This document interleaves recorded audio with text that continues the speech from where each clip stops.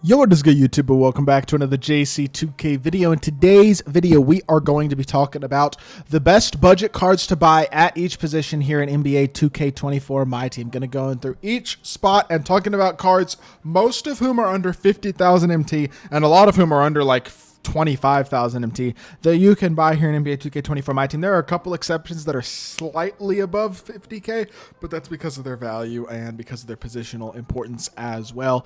But yeah, before we hop into the video, if you haven't already, make sure you hit that subscribe button. Help me push towards the 20,000 subscriber mark on the channel. Trying to hit that big milestone by the end of the month of February. Would really appreciate it if y'all do subscribe. Try to help me push towards that. Gonna need about 60 subscribers a day, so would really appreciate it if y'all do subscribe. Without further ado, let's hop right into it. Let's start off with the point guard position. The point guard that I think is the best value PG in the game, honestly, is Donte DiVincenzo. I just think being able to get a guy for 84,000 MT who is as good as Donte is just such an incredible value. He is the most expensive player on this list, but he is an absolutely elite option at the point guard spot as a versatile defensive point guard who can also shoot the ball at a high level, good finisher, can guard on the interior, has anchor, has a nice release, limitless range, just basically everything that you want out of a point guard. Donte DiVincenzo can give you at a high level. Makes him a very, very valuable card. I still think he is a top 3 point guard in the entire game. Being able to get a card that good for 84K, I think that's a must to get, even if it is a little bit more expensive than most of the other cards on this list.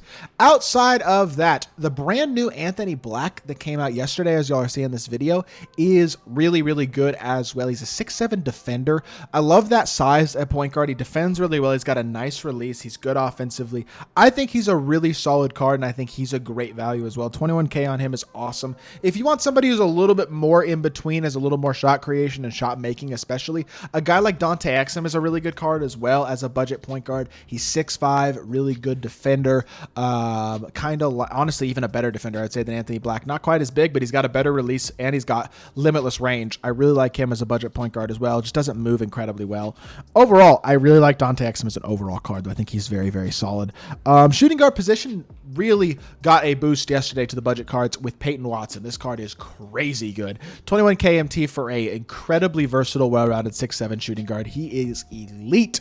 To have gameplay on him already, and y'all should go check that out because he's an absolute dog, and I think 100% the best budget shooting guard you can buy in the game. Another season rewind card for another budget shooting guard is going to be Julian Strawther, card that I think a lot of people have talked about a lot. DBG has certainly talked about a lot. He's got a great release. He moves quite well. He's a really, really good, versatile option at the shooting guard position. Also an incredible salary cap card now that his salary has changed, only 6,000 or 600, I should say. So an absolutely amazing budget option at the shooting guard spot.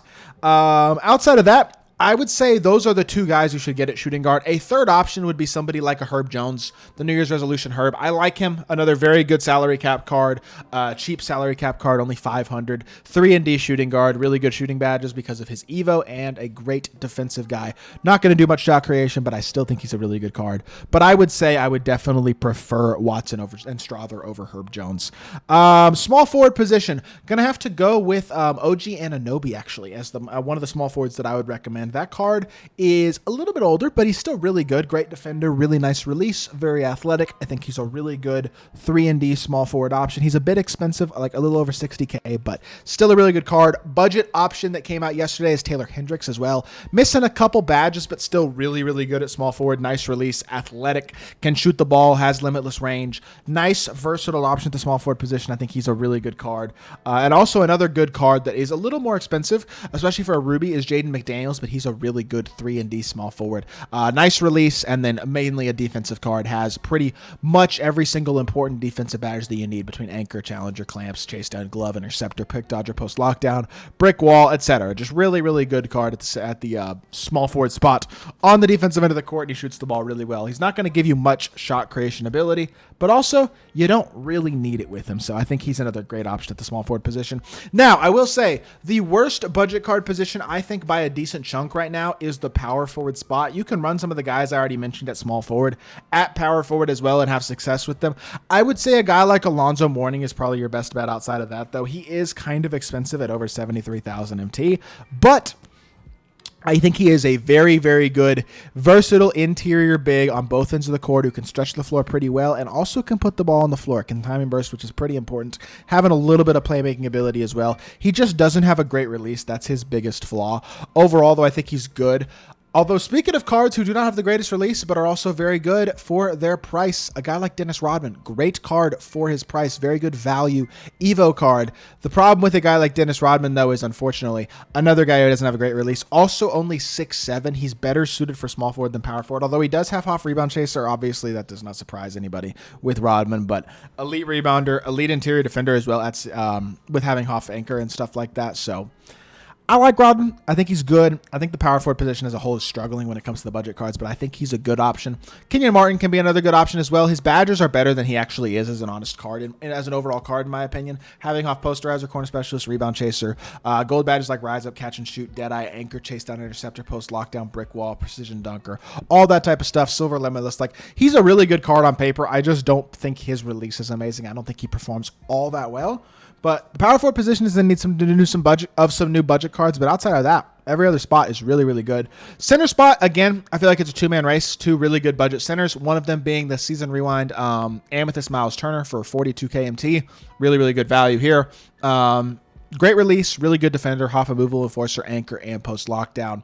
In addition to, like I said, very, very good smooth release, the ability to shoot the ball at a very, very high level, and then dunks the ball well as well. That's about all you really need. Same thing with a guy like Mo Bamba, who came out last week in the electric set. He has a great release, shoots the ball really, really well, and that's about all you need offensively. He has a very good standing dunk, Hoff rise up, and he's a really good interior defender. Gives you what you need at the center position. Again, both cards are great. I slightly prefer Mo Bamba, but I think both are great options. If you want another option, a guy like Ruby Nick Claxton can be a really good budget big as well. Very similar to Bamba and Miles Turner. I think he gives you a very, very similar skill set.